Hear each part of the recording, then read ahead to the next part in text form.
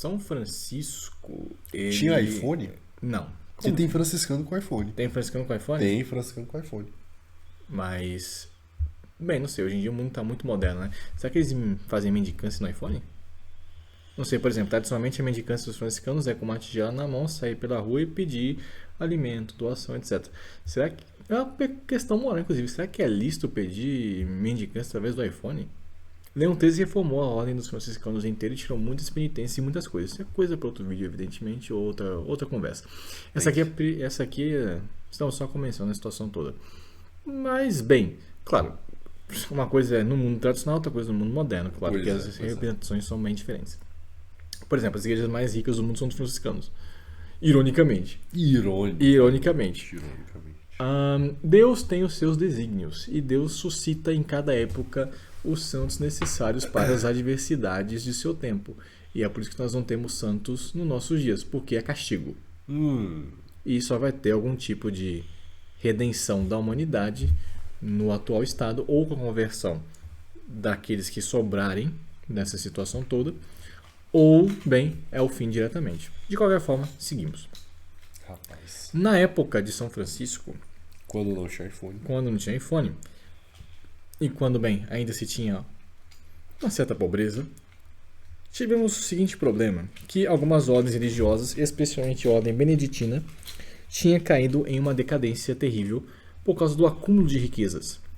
Claro, São Bento quase que 7 séculos atrás, antes de São Francisco, ainda no início da ordem beneditina, começaram com ter humildade, mas como a ordem beneditina cresceu bastante e também toda a igreja romana cresceu muito depois de séculos de cristianismo, tivemos um problema grave que foi a questão do dinheiro e do poder eclesiástico, porque até então, seguindo o exemplo de Jesus Cristo, os apóstolos não tinham dinheiro para eles. O dinheiro que eles tinham eram dos próprios católicos que davam a eles e que usavam para coisas das missões. Não como a gente vê no site de vacantismo, que bem, de vez em vezes o padre pega dinheiro e gasta bem com tudo aquilo que não é católico. É imprescindível para as missões comprar uma cruz peitoral de 10 mil reais no débito.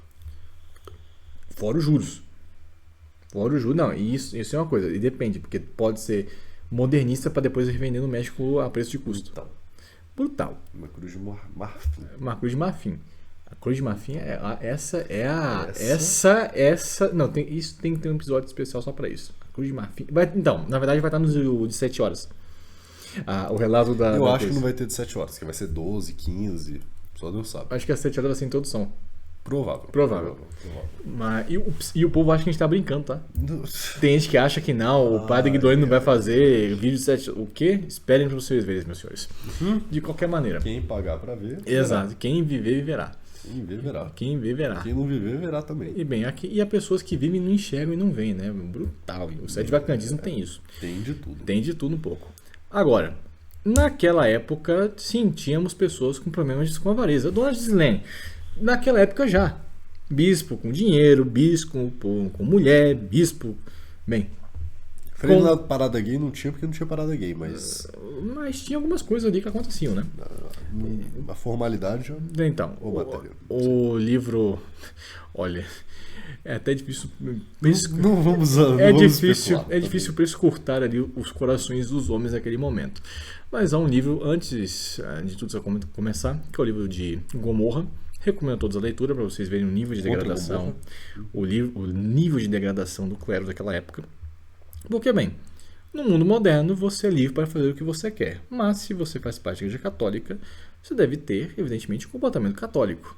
Ou você acha que é lícito, por exemplo, um exemplo bem rotineiro, que um torcedor do Flamengo grite Vasco dentro da torcida do Flamengo? Estranho, né? Estranho.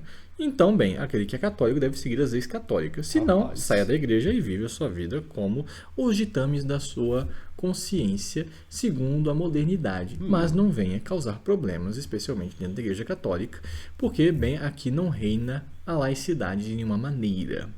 De qualquer forma, como havia assim, uma degeneração muito forte do clero na época de São Francisco, seja no alto clero, em Roma, ou até mesmo na França e outros países, e a igreja estava em ruínas, diretamente Deus suscita São Francisco de Assis e também São Domingos, que eu acompanho nessa cruzada, para converter a Europa de novo ao catolicismo.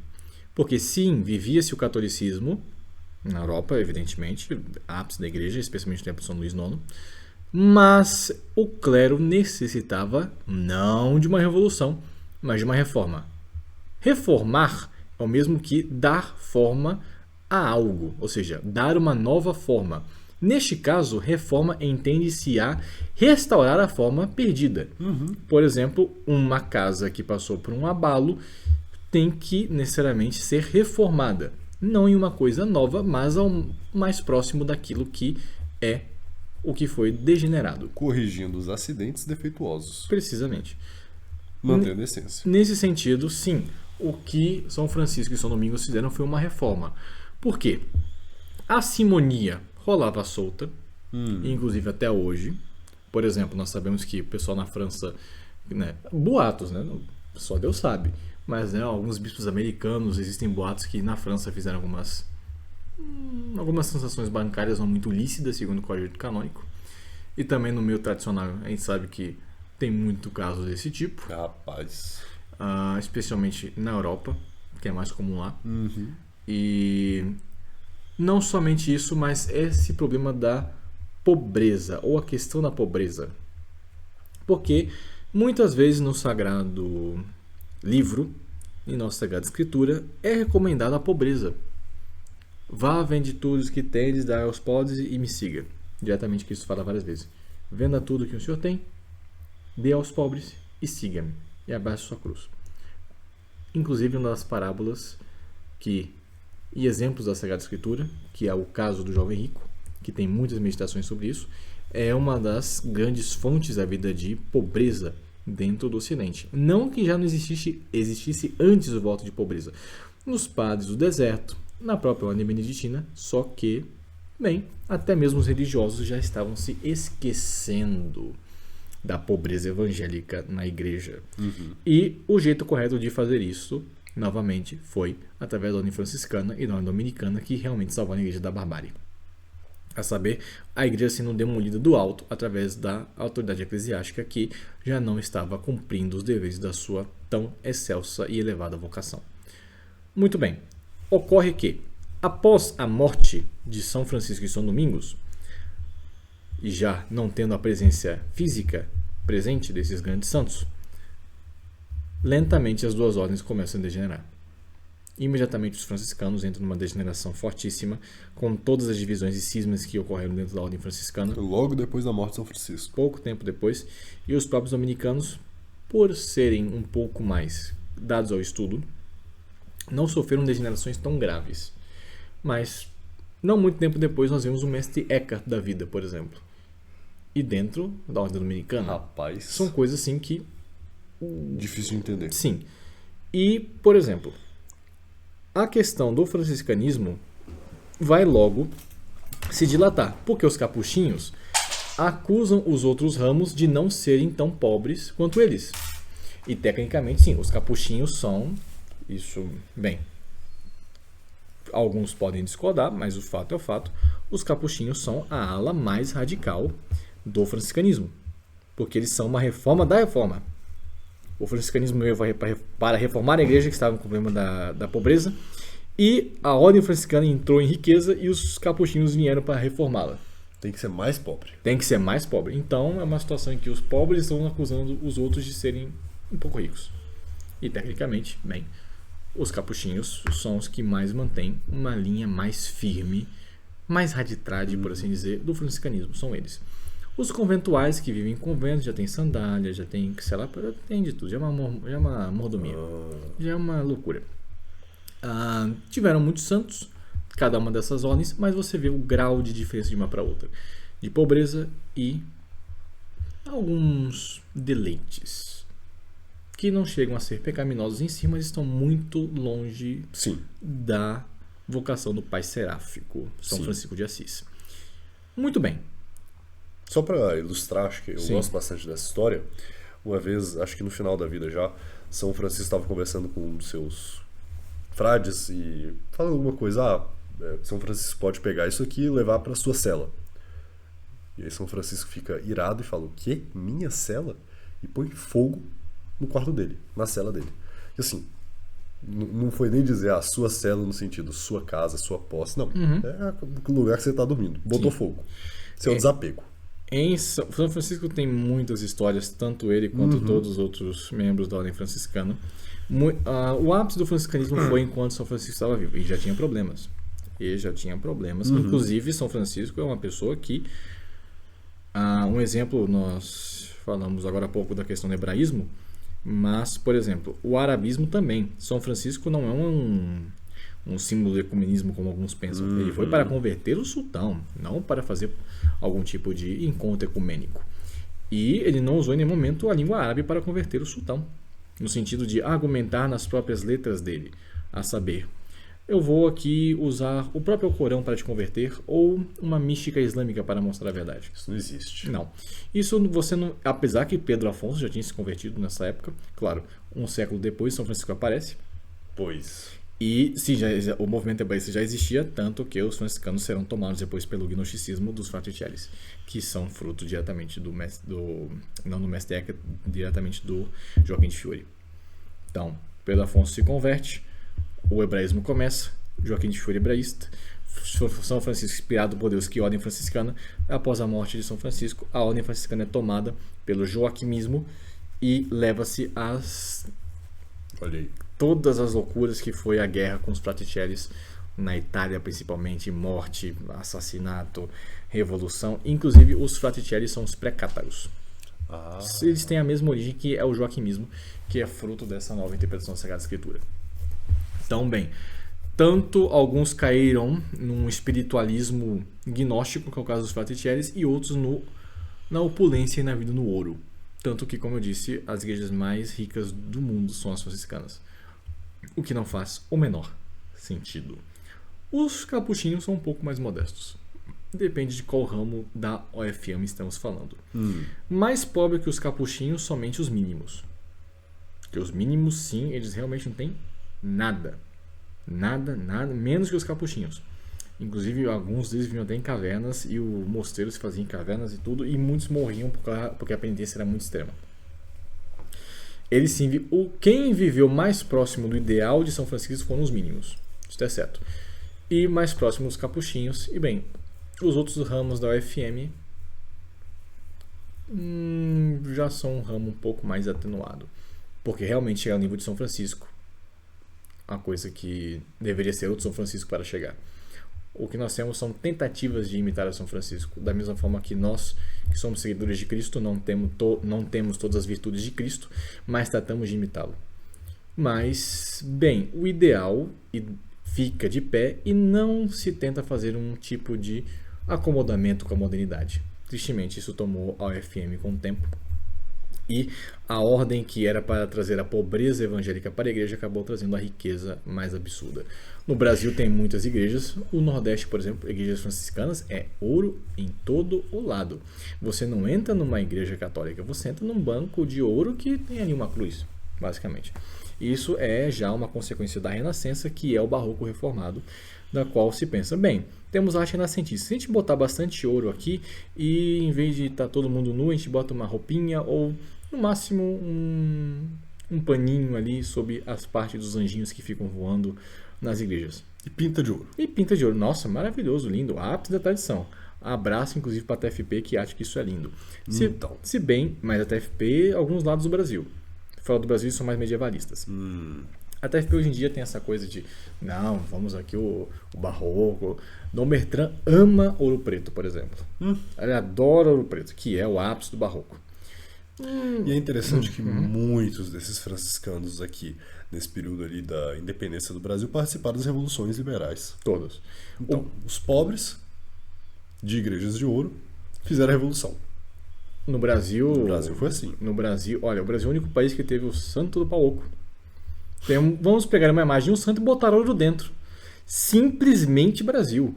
E claro que normalmente é o quê? Uma imagem de São Francisco de Assis. Claro, porque todo mundo é levado de São Francisco. Isto é o puro suco do Brasil. Isto é o país que nós temos. E as dificuldades do apostolado que temos aqui. Então a crise não vem de agora. Mas bem, como resolver a questão da pobreza? Se nós olharmos bem, sendo pobre. Como resolver a questão da pobreza? Sendo pobre, óbvio. Mas, seria muito simples. Pegue tudo que tens e dê aos pobres e me siga. Qual a dificuldade? Nenhuma. São Francisco não fez exatamente isso? Foi o que ele fez. Então, Então, um monte de paramento de ouro aí, por que não dá pros pobres? São Bernardo de Claraval, inclusive, tem alguns textos sobre isso. Ele diz que a igreja, porque na época dele, São Bernardo, inclusive, é um texto, é uma apologia que ele escreveu, muito interessante. Ele é doutor da igreja.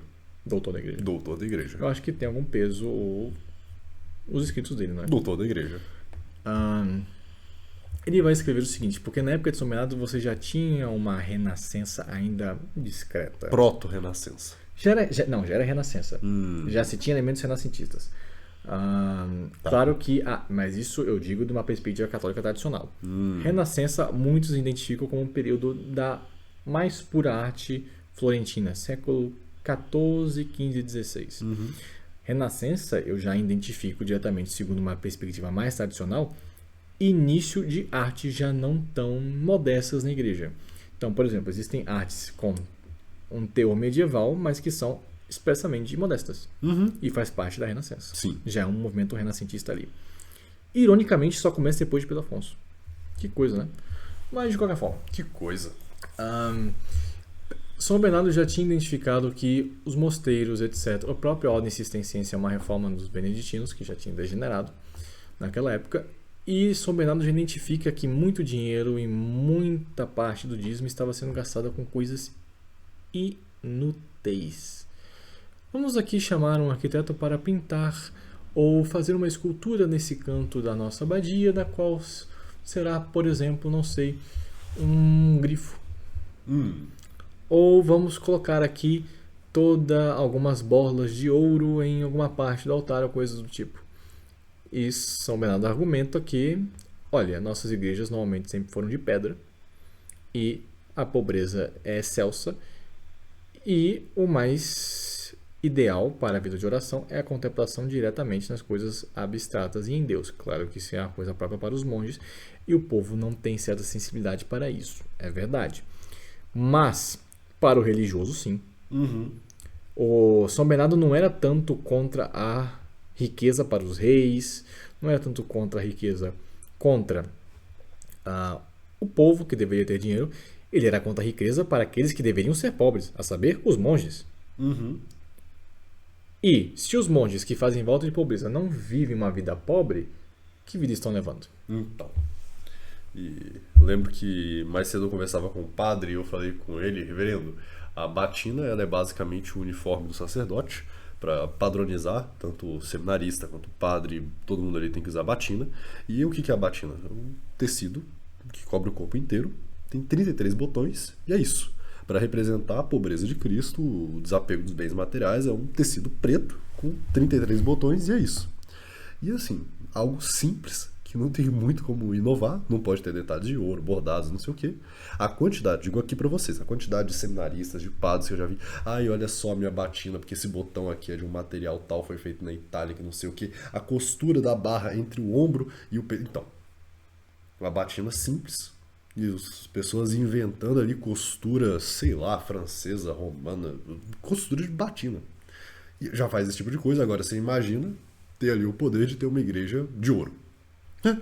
Se por uma batina já tem clérigo se matando, imagina por uma igreja de ouro. O caso mais crônico que eu conheço desse tipo de coisa se deu justamente na Sagração Episcopal, que foi quando o reverendo Padre Holtz, que adora também uma batina, especialmente de lã fria, de não sei até onde daqui, de lá e vai.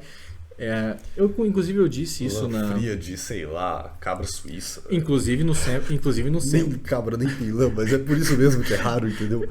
Diretamente da Pérsia que passou no Egito, inclusive. Isso. Inclusive, lá na Sagração Episcopal... Pelo de gato real. E por aí vai. Inclusive lá na Sagração, o Holtz ficou usando os anéis dos bispos lá e tudo. Eu contei essa história. E existe esse tipo de coisa. Então, o hábito religioso que era para ser uma mortalha se torna como um símbolo do ato da opulência. Do status. O caso ainda mais... Só tem uma pessoa que supera o Holtz, que é o bispo. O bispo supera tudo e todos. Tudo e a todos. Monsignor Sembo é, liturgicamente falando, o que mais tem um... Eu não diria que Monsignor Sembo tem um apego desordenado àquilo que é litúrgico, porque ele realmente faz a liturgia com o máximo de zelo possível. Isso é verdade. Dom Naniadolo também. E nós vemos muita afetação nisso. Agora, é verdade que o hábito não faz o monge. Mas o monge tem que ter hábito. E bem, se é para ter um hábito, tem hábito simples. São Francisco tinha a lei toda remendada. E bem, qual é o problema? É que muitas vezes se gasta muito com as coisas próprias do que com as coisas de Deus.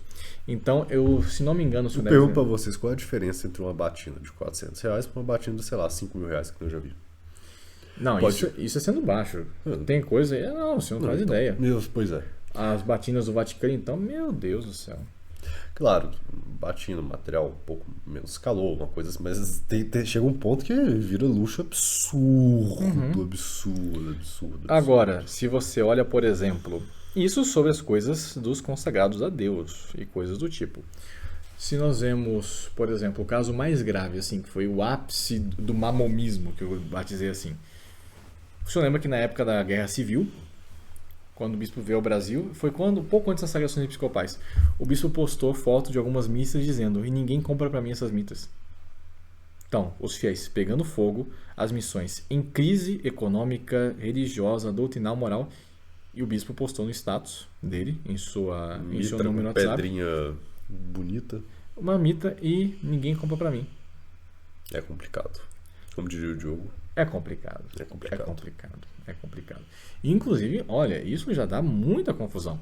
Quando, por exemplo, eu conheci lá no México padres que roubavam paramento um do outro, cálice, coisa. Na França tem uns também. Não, em tudo quanto é. A Argentina, então, nem se fala, eu conheço história. Então. Na Argentina é o mais grave.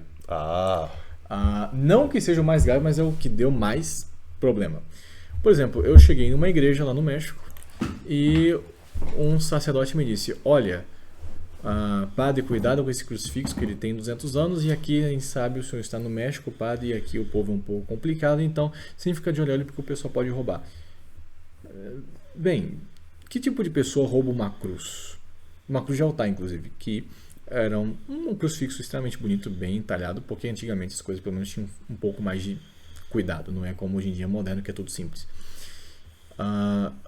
Mas nós vemos isso, as pessoas querem roubar coisas simples, que uma madeira, um trabalho, que isso é o crucifixo, ouro, prata, em vez de fazerem como bom ladrão, Dimas, e tentar roubar o céu. Então. Em vez e muitos escândalos se cometem no meio disso. Na verdade, existe um outro exemplo que é pior do que tudo isso, que é a venda da cruz de Dom Nolan. Essa foi brutal. Sim. Bem, até difícil falar. Porque... É até difícil. É inacreditável. E o amor às coisas desse mundo leva ao amor às consequências das coisas desse mundo. Sim. Quem ama o ouro acima da pátria celeste, bem, já escolheu o seu Deus. E aqueles que querem dinheiro e poder nesse mundo, bem, se os senhores leem a Sagrada Escritura, é muito simples. Basta se prostrar e adorar o rei deste mundo, que é o próprio demônio. E Cristo renegou todos os reinos do mundo quando foi tentado. E hoje em dia parece que é o contrário. Muito pelo contrário. Hoje em dia parece que a igreja quer dominar o mundo inteiro economicamente, e não as almas. Por exemplo, claro que isso atualmente no meio sede-vacantista e em outros lugares também é um pouco pior. Mas dentro do papado, por exemplo, quem mandava em Roma não era o Papa, eram os Médici e as famílias poderosas. Os que emprestavam dinheiro para o Papa. Exato. E os Médici inteiro mandavam em Florença, todas as famílias poderosas da Itália, especialmente aquela florentina. Depois, casos mais graves ainda nós vamos ver com Gregório de XVI, alguns financiamentos estranhos. Vamos ver a doutrina dos juros como pecado sendo lentamente abandonada, porque é uma consequência da burguesia, porque é claro, quando a burguesia entra no clero, evidentemente que vai aburguesar o clero, óbvio. e é uma consequência natural disso. Tanto que dificilmente, por exemplo, uma pergunta que eu te faço: quantos sacerdotes tradicionais, sede-vacantistas, ou até mesmo de missa nova, alguma coisa do tipo, já fizeram um sermão sobre a importância da pobreza em algum aspecto da sociedade, seja no clero, seja na sociedade, seja no fiel, seja no poder civil, e como isso é uma coisa evangélica que Cristo pregou e a pobreza como um ideal de virtude cristã? Eu já vi sacerdote com voto de pobreza pedindo dinheiro.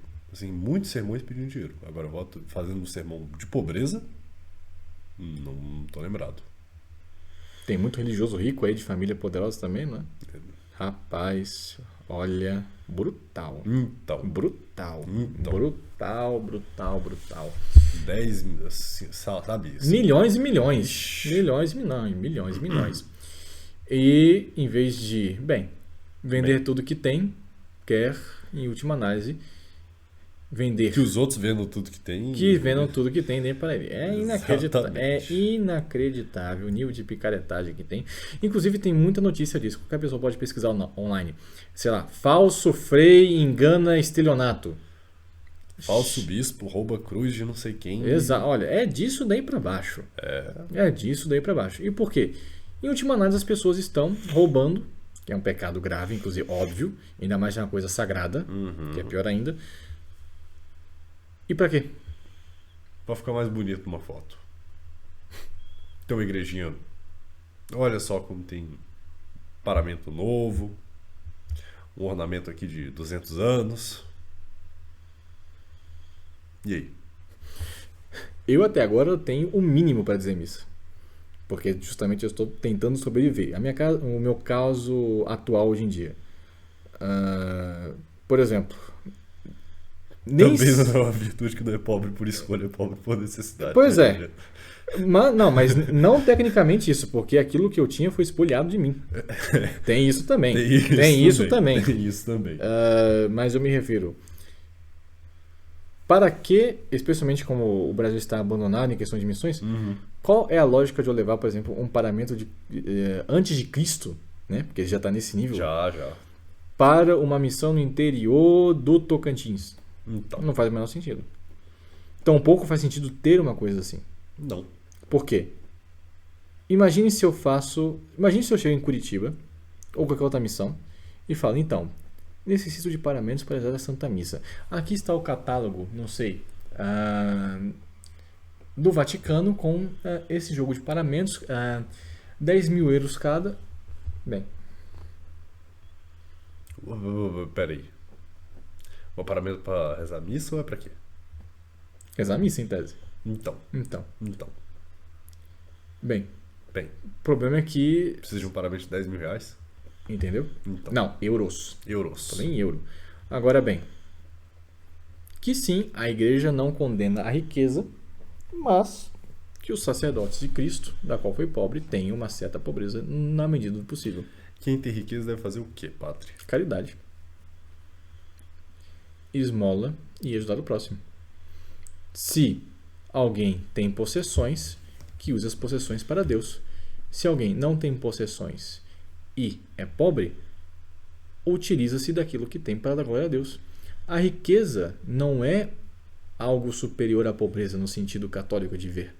São estados de vida diferentes. Para o católico, aquilo que é virtuoso e aquilo que é bom é ter, evidentemente, a doutrina, a fé e as virtudes. A questão social é secundária. Por exemplo, o maior exemplo no mundo secular, pobreza, São Luís IX. São Luís IX. Ele que era terciário franciscano e diretamente sendo o homem mais poderoso da França, vivia de forma pobre. De forma pobre e humilde. Inclusive foi tão santo porque era pobre. E vivia de forma pobre, apesar de ter todo o dinheiro. Assim como vários reis e vários santos que abandonavam toda a família, abandonava até o título de nobreza para virar um monge ou um religioso. A pobreza ela é tão excelsa que os nobres e príncipes do mundo estão dispostos a abandonarem as próprias coroas para vestirem um hábito velho, surrado e sem um tipo de adorno. Sim. Mas isso, antes, no mundo moderno, já não é tanto assim. a solução foi E o franciscanismo. É interessante que na nobreza o rei ele consegue administrar uma grande fortuna e ser pobre. Porque o dinheiro não pertence a ele, mas pertence à coroa. Agora, na burguesia, o burguês ele não tem a capacidade de abrir mão da própria riqueza, administrar uma grande fortuna que não é dele. Não, o dinheiro é dele ou não é. Porque ele é burguês. Então, como é que fica? Como que fica? É uma situação mais difícil do que o caso do nobre. Sim, e, por exemplo, o senhor fez recentemente aquele vídeo sobre a Vix Pervenite. E eu fiz uma pesquisa rápida e eu não encontrei ninguém que falava dessa encíclica no mundo trad. No máximo, eu vi um padre por aí, mas anos atrás. Alguma coisa em francês. Alguma coisa assim, bem oculta, mas não é uma coisa. Por exemplo, todo mundo conhece a condenação do comunismo por Pio XII. Sim. Todo mundo conhece os sílabos. Todo mundo conhece a Rerum Novarum. Mas a Vix Pervenite, por que ninguém conhece? Por quê? Por quê? Então. Bem, não me deram aula no seminário sobre Vix Pervenite, por exemplo. Ou seja, se nós sabemos alguma coisa mais tradicional, quer dizer que nós estamos com as próprias forças. Claro, não vamos ficar de braços cruzados. Sim. Por que o clero não estuda essas coisas? Não é o clero que tem o dever de ensinar e elevar a sociedade em todos os aspectos? Seja na fé, na sociedade, em letras, os jesuítas, quando iam no local, não somente davam a fé, mas construíam escolas, hospitais, aumentavam a língua, cultura e tudo. Hoje indica que o clero aumenta na sociedade. Padre, eu já ouvi clero falando o seguinte. Então, usura é juros abusivo. Aí perguntado, o que é juros abusivo? Bom, depende de quanto vai dar para a igreja.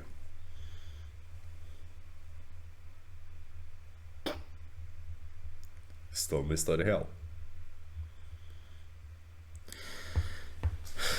Padre, então, sai choque. como eu disse, é a era das trevas, ou seja, de vacantismo, brutal, absolutamente brutal. E bem, não é de agora que tem a situação, mas é bem do nível desde a época de São Pedro Damião, quando escreveu o livro de Gomorra, desde a época de São Francisco, quando ele tentou reformar, desde a época de São Bernardo também, quando houve uma tentativa de reforma nesse sentido. E bem, o espírito do mundo lentamente tenta, como que uma queda de braço, destruir a Igreja Católica e a virtude da pobreza.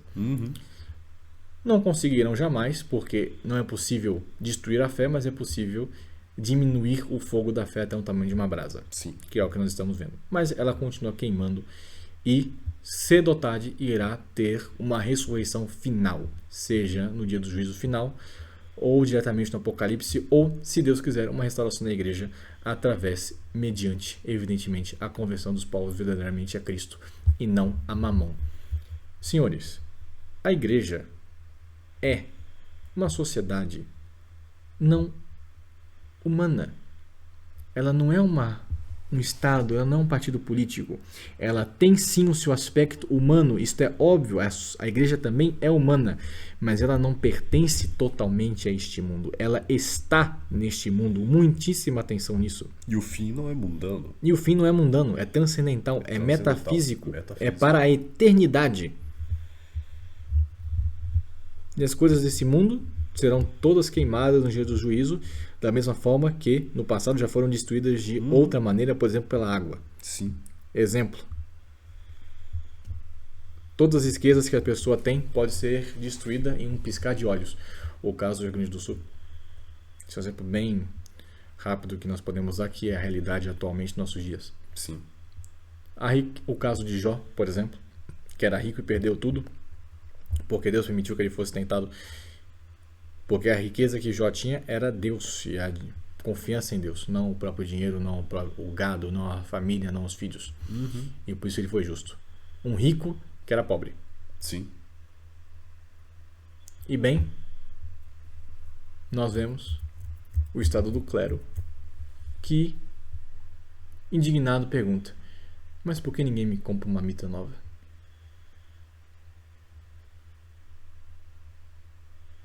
Brutal. É duro. Brutal.